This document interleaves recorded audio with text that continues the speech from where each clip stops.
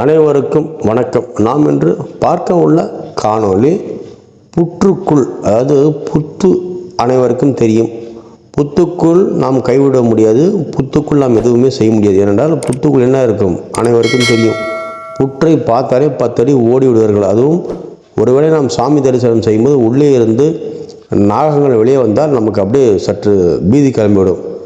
ஆனால் அந்த புற்றுவின் மத்தியில் ஒரு சிலை அபூர்வமாக வந்ததென்றால் உங்களால் நம்ப முடிகிறதா? அல்லது எப்படி இருக்கிறது உங்கள் மனது? சிந்தித்து பாருங்கள். ஆம், இது உண்மை. புற்றுக்குள் சிலையாக வந்த அம்மன்.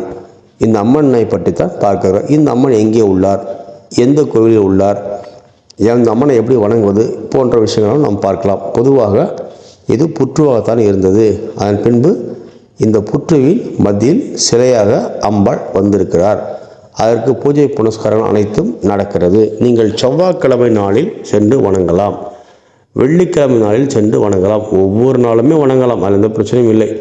ஆனால் செவ்வாய்க்கிழமை வெள்ளிக்கிழமை விசேஷம் அதிகமாக இருக்கும் என்பதுதான் இங்குள்ள ஒரு நீதியாக இருக்கிறது.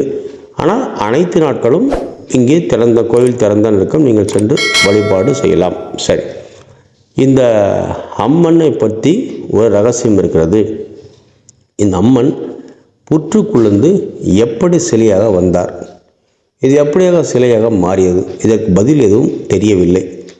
அதை தேடி நாமளும் எவ்வளோ முயற்சி செய்தோம். இது எப்படி சிலையாக வந்தது என்று நாமளும் எவ்வளோ முயற்சி செய்து விட்டு பார்த்தோம். எங்களுக்கு பதில் கிடைக்கவில்லை. எங்களால் ஆன வேற முயற்சி செய்து விட்டோம். எங்களுடைய டீமுக்கு அந்த பதில் கிடைக்கவில்லை. ஆனால் இந்த அம்மனின் சக்தியில் தான் தற்போது மிகப்பெரிய விஸ்தாரமாக ஒரு ஆலயம் அமைந்திருக்கிறது. இந்த அம்மன் தான் முதல் மூல கருவறையாகும். தெரியுமா உங்களுக்கு? இந்த கோவில் எங்கே இருக்கிறது என்று நாம் பார்த்து விடுவோம். அனைவருக்கும் தெரியும், இந்த கோவில் வேலூர் தான். இந்த வேலூரில் அனைவருக்கும் தெரியும் தங்க கோயில், கோல்டன் டெம்பிள் நீங்கள் பார்த்திருக்கிறீர்கள் அல்லவா? அந்த கோவிலின் ஆதி கருவறை இதுதான். முதலில் இங்கு ஒரு புற்று இருந்தது. அந்த புற்றுக்கு அம்மன் சிலை தானாக வந்தது அல்லது ஏற்படுத்தினார்களா, இது எனக்கு விவரம் தெரியவில்லை. என்னால் ஆனவரை முயற்சி செய்து பார்த்தேன், அதுக்கான விடை எனக்கு கிடைக்கவில்லை. அதன் பின்பு அந்த அம்மன் சக்தியில் தான் மிகப்பெரிய தங்க கோயிலாக அது மாறியது. தங்க கோயிலாக திருப்பதிக்கே டஃப் தரும் கோயிலாக மாறிக்கிறது என்றால் அப்போ அந்த அம்மன் சக்தி என்ன? அப்போ தங்கத்தால் செய்த தங்கத்தை வாரி வழங்கும் சக்தி இந்த அம்மனுக்கு உண்டு. உங்களுக்கு இப்போ புரிந்திருக்கும் என்று நான் தெரிந்து கொள்கிறேன். ஏனென்றால் சாதாரண அம்மன் கிடையவே கிடையாது. அனைத்தும் தங்கமாக அந்த கோயில் கட்டப்பட்டுகிறது. தங்க கோவில் என்று பெயர் எடுத்துகிறது. அப்படி என்றால் இங்கு வரும் விஐபிகள், எத்தனையோ பிரதமர்கள், மந்திரிகள், எம்எல்ஏக்கள், எம்பிக்கள், எவ்வளோ பேர் நாம் சொல்லலாம். அனைவரையும் மிகப்பெரிய அளவில் உருவாக்கிய சக்தி இந்த அம்மனுக்கு உண்டு. இங்கே வணங்கிவிட்டு செல்வதை நீங்கள் கண்கூடாக பார்க்கலாம். வேறு யாரும் இல்லை, இது வேலூர் அருகே கோல்டன் டெம்பிள் ஸ்ரீபுரம் அம்மன் தான். இந்த அம்மன் தான் முதலில் ஆதி அம்மன் ஆகும். இந்த அம்மனின் சக்தியால் தான் அந்த கோல்டன் டெம்பிள் உருவாகி இருக்கிறது. இப்போது அது பெரிய அளவில் அந்த நிர்வாகம் அதை வளர்த்து விட்டார்கள். இங்குள்ள சக்தி அம்மா நாராயணி பீடம் என்று பெரிய அளவில் நிர்வாகம் செய்து, நாராயணி கோவில் இருக்கிறது, நாராயணி மருத்துவமனை இருக்கிறது, நாராயணி சித்தா இருக்கிறது. இப்படி அது பறந்து விருந்து கடந்து சக்தியின் எல்லைக்கு உச்சத்திற்கு போய்விட்டது. மிக அதிக அளவில் இங்கே சொல்வதற்கில்லை, வார்த்தை இல்லை, அவ்வளோ சக்தி என்று பார்த்து கொள்ளுங்கள்.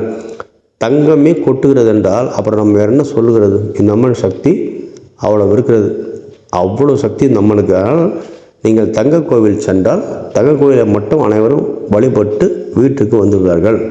அதன் சக்தி கருவறை இதுதான். ஆதி முதல் புத்தாகும். எனவே அங்கு செல்வர்கள் அம்மனை தரிசனம் செய்துவிட்டு மறக்காமல் இந்த புற்றுவை தரிசனம் செய்து விட்டுவார்கள். எங்கே இருக்கிற அந்த புத்து என்றால் நேராக அந்த தங்க கோவிலுக்கு செல்லும் பிரதான மெயின் கேட்டில் நேர் எதிரில் ஒரு சிறிய வழியில் இந்த கோவில் அமைந்திருக்கிறது. அங்கே கேட்டால் சொல்வார்கள் அம்மனின் ஆதி புத்து எங்கே இருக்கிறது என்று கேட்டால் அனைவரும் சொல்வார்கள். அனைவருக்கும் தெரியும். இந்த புற்று எப்பவும் திறந்தான் இருக்கும். நீங்கள் இரவு கூட போய் தரிசனம் செய்யலாம், ஒன்றும் பிரச்சனை இல்லை. அங்கே நிறைய பேர் போவதில்லை, தெரிவதும் இல்லை. எனவே கோல்டன் டெம்பிள் போனால் இந்த அம்மனை தரிசனம் செய்யாமல் வரக்கூடாது. கண்டிப்பாக நீங்கள் தெரிந்து கொள்ளுங்கள். இந்த அம்மன் சக்தியில் தான் அங்கே நடக்கிறது. நீங்கள் கண்டிப்பாக சென்று வழிபடுங்கள். நிச்சயமாக நலமோடு வளமோடு நீங்கள் இருப்பீர்கள்.